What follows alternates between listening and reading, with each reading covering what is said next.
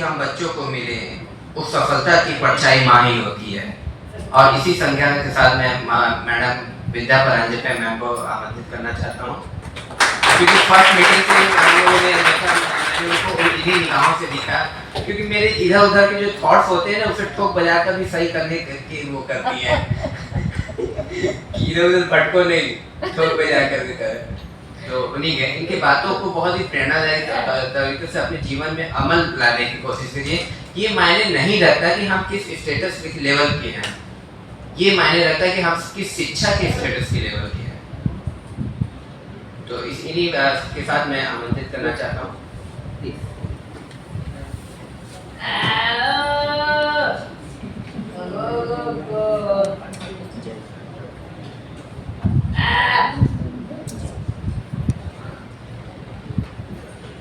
गुरुवर नंदानंद जी महाराज, नारायण जय नारायण जी महाराज और समारोह में उपस्थित सभी साथी, विशेष रूप से मैं कहना चाहूँगी कि हमारी ब्लड बैंक में इतना इन्वॉल्व होके काम करने वाली हमारी साथी, सच में मैडम आप जब बोल रही थी तो आँख में पानी आ रहा था। जिस इंटेंसिटी के साथ भाव पूरा आपके जो थे वो पहुंच जा रहे थे, मतलब मैं धन्य हूँ कि मैंने सुना आपको, बहुत अच्छा लगा। मेरी एक बहुत अच्छी साथी प्रोफेसर मालविका रंजन जी, जो हमेशा हमेशा इस तरह के कार्यों में, मतलब जितनी वो अकादमिक अपने कार्य में व्यस्त रहती है उतना ही वो महत्व इस तरह के हमसे जो छोटा सा बन पड़े लेकिन वो मुझे तुरंत करना है। मतलब एक प्रसंग मैं बताना चाहूँगी कि जो दृष्टि विकलांग होते हैं, जिनको हम डिफरेंटली एबल्ड भी आजकल कहते हैं या दिव्यांग कहते हैं, तो लुई ब्रेल जयंती का कार्यक्रम कई वर्षों तक हम लोगों ने किया और लुई ब्रेल की एक प्रतिमा हम लोगों ने इंटरनेट से डाउनलोड तो कर दी।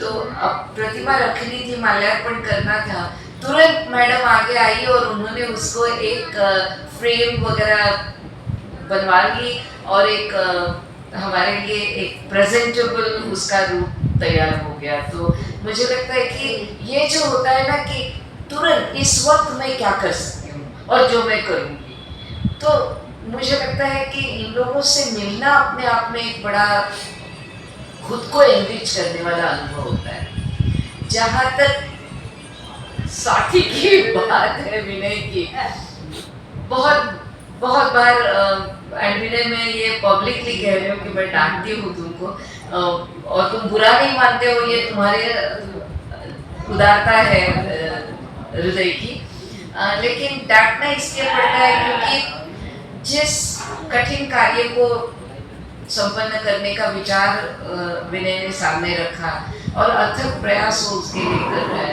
उसमें सफलता तो दूर की बात, साथ भी हमेशा गारंटीड मिलेगा ऐसा नहीं है। कई लोग कुछ सारी बातें कहते हैं कि ये होगा, शायद उनकी कोई मजबूरी हो, शायद वो उस चीज को इतना महत्व नहीं दे पा रहे हो, लेकिन वो नहीं हो पाता है। तो उस समय उसको पुचकारने के बजाय मैं थोड़ा सा डांटती हूँ कि नहीं ये हमको करना है, अब इस माध्यम से नहीं तो इस माध्यम से करेंगे। तो विनय हमेशा ही बिल्कुल ही उससे हतोत्साहित नहीं होता है, दोबारा आता है। कई दिन तक हम लोग बहुत ही नियमित रूप से मिलते थे और कुछ अपनी क्या हो सकता है उसके ऊपर विचार करते थे।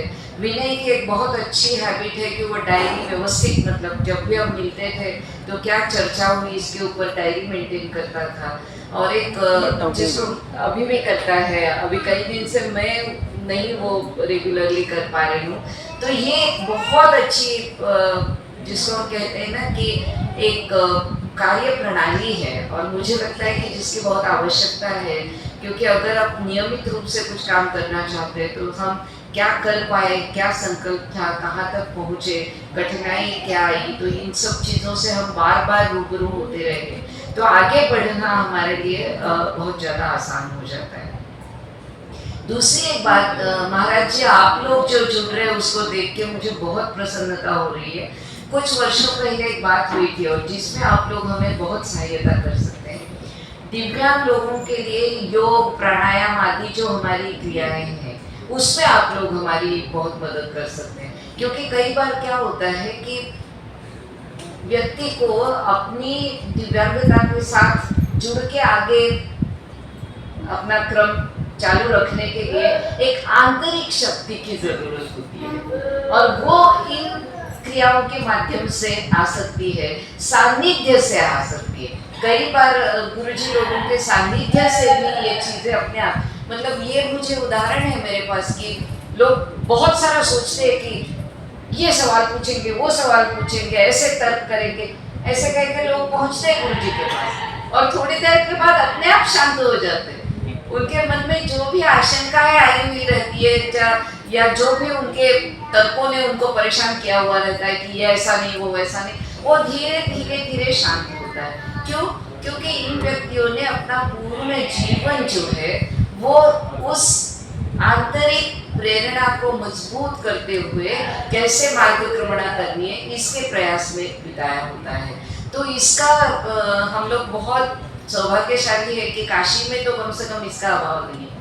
नंदानंद महाराज का अगर मैं बात करूं तो हरिद्वार में माँ गंगा से लेके यहाँ की माँ गंगा तक काशी के उनको दर्शन और पूजन का मौका मिला, सानिध्य का मौका मिला। वो अपने आप में एक प्रेरणा है, वो अपने आप में एक अंतर्शक्ति को बढ़ाने का एक बहुत ही सुगम तरीका है। और ये अनुभूति एक आश्चर्य की बात है कि केवल भारतीयों को नहीं, हम कई विदेशियों को जानते हैं जो गंगा जी के नित्य स्नान की वजह से या गुरुजनों के सानिध्य की वजह से अपने जीवन को सफल बना पाए और उनके मन में जो बहुत सारे एक हिसाब से देखा जाए तो कुतर्क थे, उससे वो निजात पाए और उनका मन शांत हो गया।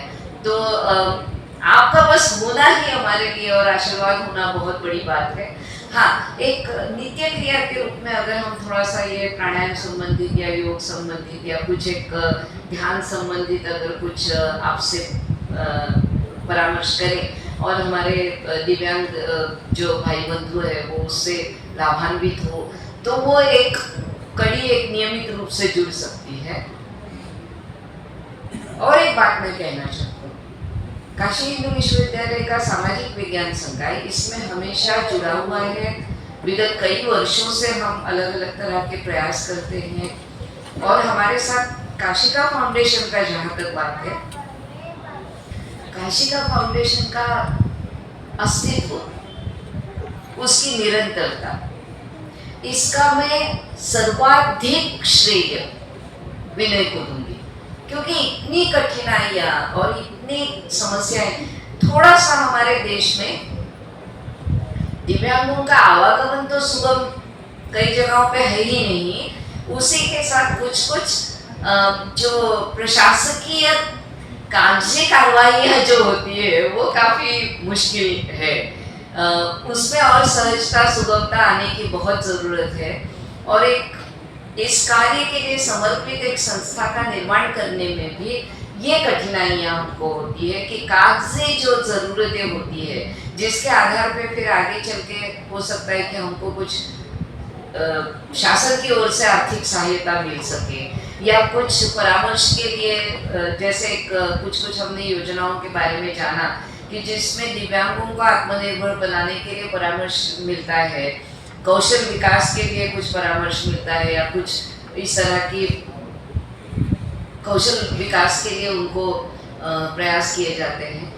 तो विनय ने जिस धीरज के साथ और जिस एक प्रण लेके एक उसके प्रति पूरा समर्पण करके इसका प्रयास किया है, मैं जानती हूँ कि बहुत लंबा रास्ता और तय करना बाकी है, लेकिन हारना नहीं है।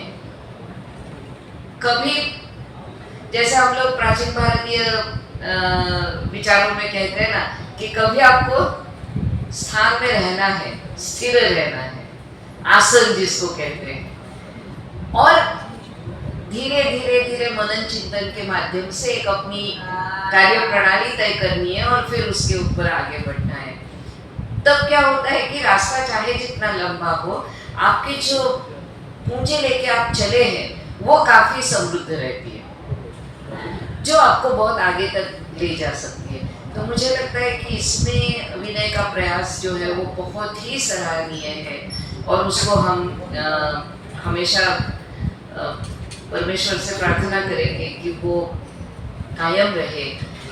भाई आप शायद आए थे इसके पहले भी ना हमारे कार्यक्रम में, तो मुझे अच्छा लगा आपको जब आज मैंने देखा कि अभी भी आप जुड़े हुए हैं और आप आ रहे हैं, और आपके अपने स्थान पे भी इस तरह का कुछ, अगर हम लोग कुछ दिव्यांगों के लिए उनको एकत्रित लाना, उनसे कुछ बातचीत करना। आज जैसे विनय ने कार्यक्रम की शुरुआत इससे की कि हम चाहते क्या हैं, किस तरह का काम हम करना चाहेंगे, किस तरह की मदद की हम आशा करते हैं, आत्मनिर्भरता की हमारी कल्पना क्या है। जैसे हमारी एक साथी ने कहा कि वो सिलाई का काम जानती है, अगर उस संदर्भ में उनको कुछ मदद मिल जाए तो कई सारे ऐसे कार्य हैं कि जो दिव्यांग साथी कर सकते हैं, हमें बस साथ आके उसके बारे में सोचने की जरूरत है। दूसरी एक जरूरत जो है वो परिवारों के साथ बात करने की। विनय ने एक प्रोजेक्ट किया जिसमें घर घर जाके तुम लोग जो जानकारी इकट्ठा करते थे और लोगों से बातचीत करते थे, और एक उसका ऑब्जर्वेशन मुझे बहुत अच्छा लगा कि वो ये करते हैं।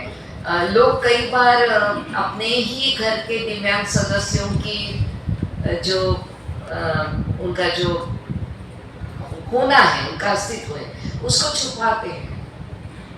तो सबसे पहले हम अपने परिवारों को ये अगर समझाने में कामयाब हुए कि दिव्यांगता में छुपाने जैसा कुछ भी नहीं है, वो एक प्राकृतिक उद्गार है, हमारा इस तरह से, आपका इस तरह से।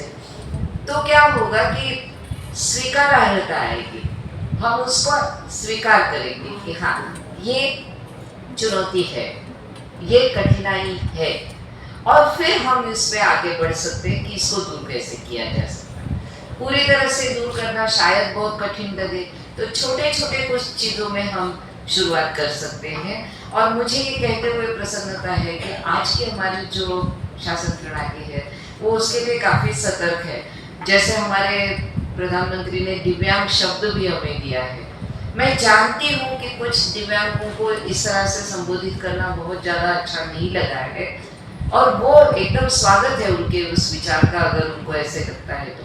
लेकिन जिन्होंने इस संज्ञा का प्रयोग किया, उनका भी एक उसके प्रति बहुत ही सकारात्मक एक दृष्टिकोण है कि अगर हम दिव्यांग की बात करें, जो सर्वसामान्य अनुभव होता है, जैसे हमारे एक साथी है जो देख नहीं पाते हैं, लेकिन जो चीज़ों का आकलन करने की उनकी क्षमता है, उससे कई बार ऐसे लगता है कि कहीं इनके पास, हम तो पंचेंद्रिया को जानते हैं, शायद इनके पास और कोई इंद्रिय है जिससे वो ज्ञान प्राप्त करते हैं। इतना, मतलब आप बताइए कि सैकड़ों कारें दौड़ रही है इस रास्ते पे, अपने साथी की कार वो पहचान जाते हैं आवाज से, और हंसी मजाक में कहते भी है, मैं जा रहा था, आपने मेरे लिए गाड़ी नहीं रोकी। अब मैं उनको देखी हुई रहती हूँ, तो मुझे मैं चाहती हूँ कि मैंने नहीं कार रोकी, सर जा रहे थे, और ये मजाक में वो कहते हैं क्योंकि कार रोक के अगर आप उनको कहेंगे कि आइए हम आपको छोड़ देते हैं जाना, कहते नहीं आप जाइए अपने काम से, हम अपने चले जाएंगे। और उनको वो लिफ्ट नहीं चाहिए, बट वो मजाक करते हैं। बट उस मजाक का मूल कहाँ है कि सैकड़ों कारों में वो मेरी कार की आवाज पहचानते हैं। कोई मेरे कार में विशेष प्रकार का हॉर्न नहीं लगा हुआ है, कुछ नहीं है, नॉर्मल किसी, मैं अपनी कार का हॉर्न नहीं पहचान पाती हूँ। तो मतलब दिव्य है वो। सिक्का हाथ में लेके तुरंत किस चीज का सिक्का है कह सकते हैं, नोट्स का कह सकते हैं, और कई सारी चीजें ऐसे कि जो हम कल्पना ही नहीं कर सकते हैं, वहाँ वो बहुत आसानी से पहुंच भी जाते हैं। सीढ़ियाँ चढ़ना उतरना। हम लोगों का एक साथी था जब मैं कॉलेज में पढ़ती थी, तो उसका ये कहना था कि मुझे छलांग लगाने का अनुभव चाहिए। तो आप सोचिए कि जो देख नहीं पाते हैं उनको कितनी गहराई है इसका अंदाजा नहीं है। ये हम स्वाभाविक रूप से सोचते हैं कि उनको गहराई का अंदाज नहीं होगा, तो वो कैसे छलांग, क्योंकि छलांग कहीं लगानी है तो उसकी दूरी और गहराई का अनुभव आपको चाहिए। लेकिन उसका ये कहना था कि बस आप लोग दो तरफ से मुझे पकड़िए, मैं छलांग लगाऊं। एंड वो छलांग लगाता था एंड पहुंच जाता था ग्राउंड पे। तो मेरे कहने का मतलब है कि भले किसी संज्ञा से हमें कोई एतराज हो, लेकिन उसके पीछे का अगर भाव सकारात्मक है तो उसको हम स्वीकार कर भी सकते हैं। कोई ज़रूरी नहीं है कि हम उस भाव को अलग दृष्टि से देखें। और जो शासकीय कुछ परियोजनाएं हैं, कुछ तरह के खास कार्यक्रम चलाए जाते हैं, उसका लाभ हम कैसे ले सके। मैं जानती हूँ कि बहुत कठिन है, एकदम आसान नहीं है। कहीं जाएंगे, एक फॉर्म भर के देंगे, आधार कार्ड दे देंगे तो आपका काम हो जाएगा, ऐसे नहीं होता है। कई बार हमारा ये अनुभव रहा है, लेकिन प्रयास करना अपने हाथ में। और उसमें हमें एक मुझे याद है कि यहाँ के एक जिला स्तर के दिव्यांग कल्याण अधिकारी थे और राजेश मिश्रा जी नाम था उनका, और इतना हमें इतनी सहायता मिलती थी उनसे। और एक बात, मेरे ही विभाग की इसी इमारत की बात मैं कर रही हूँ, इसके पहले मंजिल पे ये बदल गया, फ्लोरिंग बदल गया, तो जो टाइल्स लगे वो बहुत ज़्यादा चिकने थे। तो जो दिव्यांग होते हैं उनको ग्रिप नहीं आती है, तो फिसलने का डर होता है। तो उस विद्यार्थी की एक असुविधा थी कि सीढ़ी तो वो चढ़ लेता था किसी के मदद से या थोड़े सा अपने प्रयास से भी, लेकिन उस फिसलन वाली इस पे चलना उसके लिए मुश्किल हो जाता था। तो हमने ये सोचा कि भाई इसके लिए एक व्हीलचेयर का इंतजाम हो जाए तो अच्छा है। यहाँ एक रूथ मार्था ये एक स्कूल है, इंग्लिश मीडियम स्कूल है, वहाँ के प्रिंसिपल मैडम ने हमको एक व्हीलचेयर प्रदान की। बस उनके साथ हमने ये शेयर किया कि ये एक डिफिकल्टी है। तो मेरे ख्याल से इसमें हम लोग शायद कम पड़ते हैं कि हमारी आवश्यकता क्या है और आप उसके लिए क्यों योग्य व्यक्ति हैं। देखो, हर काम केवल एक पूंजी से, एक पैसे के रकम से ही होता है, ये जरूरी नहीं है। उसमें कई तरह के और सहायता के प्रयास हो सकते हैं। तो मुझे लगता है कि ये पहल हम जारी रखें। और आत्मनिर्भरता, स्वयं रोजगार, ये एक बहुत महत्वपूर्ण चीज़ है जिसमें आत्मविश्वास बढ़ता है, कुछ खुद करने की प्रेरणा बढ़ती है। और जैसे कि मैंने कहा कि गुरुजी जैसे लोग हमें उसमें मार्गदर्शन करें कि हम आत्मशक्ति का विकास कैसे करें ताकि कठिनाइयों का सामना कर सके और मायूसी ना हो और हमारा प्रयास जारी रहे। इस तरह के हमारे संवाद चलते रहेंगे। सामाजिक विज्ञान संकाय काशी हिंदू विश्वविद्यालय से आपको मतलब कम से कम हम अपने स्तर पे जितना सहयोग कर सकते हैं करने के लिए उत्सुक रहेंगे। विनय हमारे और आपके बीच में एक बहुत अच्छी कड़ी रहेगी। आप सबको बहुत दिल से मैं धन्यवाद कहना चाहती हूँ कि आप काशी हिंदू विश्वविद्यालय में सामाजिक विज्ञान संकाय में आए हैं और हम लोग प्रयास करेंगे कि एक संपर्क बना रहे। बहुत बहुत धन्यवाद।